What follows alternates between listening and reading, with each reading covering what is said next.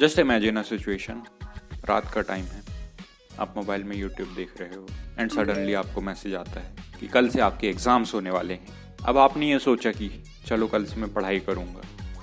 आपने time table बनाया, पूरे की पॉइंट्स बना लिए कि कल से मुझे ये टॉपिक्स पढ़ने हैं, पूरी प्लानिंग कर ली एंड नेक्स्ट डे आप टाइम टेबल के हिसाब से उठ भी गए, पढ़ने भी लगे एंड 10 मिनट बीतते ही आपको अपना मोबाइल चलाने की इच्छा होने लगी। आप खुद को कंट्रोल करते हो, खुद को बताते हो कि नहीं अभी पढ़ना है, अभी कॉन्सेंट्रेट करना, लेकिन आप कॉन्सेंट्रेट नहीं कर पाते। बार बार अपना फोकस मोबाइल की तरफ ले जाते हो एंड थोड़ी देर बाद आप पढ़ाई छोड़ के मोबाइल यूज़ करने लग जाते हो।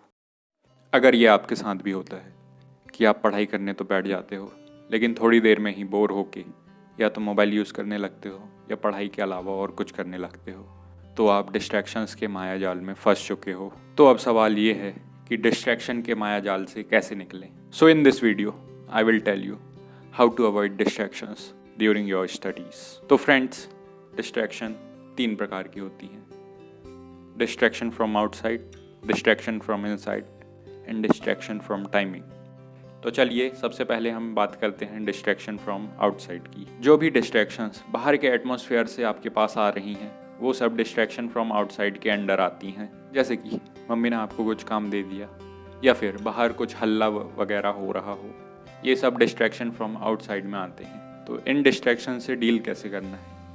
आप सबसे साफ सिंपल किसी ऐसे प्लेस में जाके बैठ जाओ जो बिल्कुल शांत हो। अपने घर वालों को बोल दो कि मैं अभी पढ़ने जा रहा हूँ, मुझे डिस्टर्ब ना करें। तो अब बात आती है सेकंड पॉइंट की, डिस्ट्रैक्शन फ्रॉम इनसाइड। इसका मतलब क्या होता है? इसका मतलब होता है कि आप खुद से ही नहीं पढ़ पा रहे हो, आपका मन नहीं लग रहा है, आप फोकस नहीं कर पा रहे, आप कंसंट्रेशन नहीं कर पा रहे, आप लॉन्ग आवर्स के लिए स्टडी नहीं कर पा रहे हो। ये सब डिस्ट्रैक्शन फ्रॉम इनसाइड में आता है।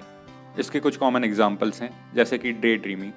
आप पढ़ते पढ़ते कुछ भी सोच रहे हो, नॉट टेकिंग इनफ स्लीप, आप रात में अच्छे से नहीं सो रहे हो, या फिर आप पूरे 6 से 8 घंटे नहीं सो रहे हो।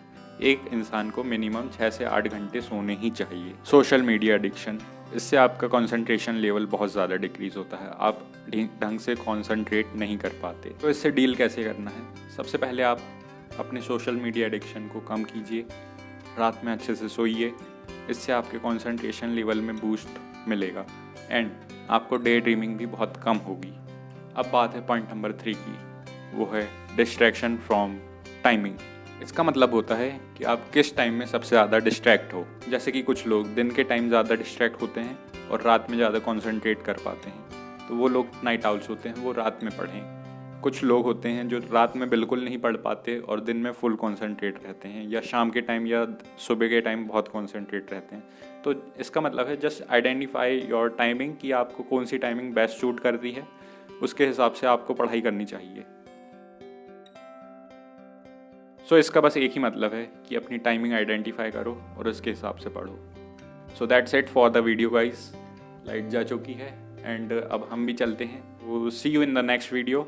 आई am Anuj Sonodia and I am signing of.